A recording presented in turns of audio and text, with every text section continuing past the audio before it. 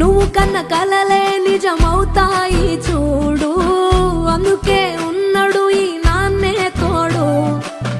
దశరథ మహారాజే నాన్నై పుట్టాడు, నువ్వు రాముడంత ఎదగ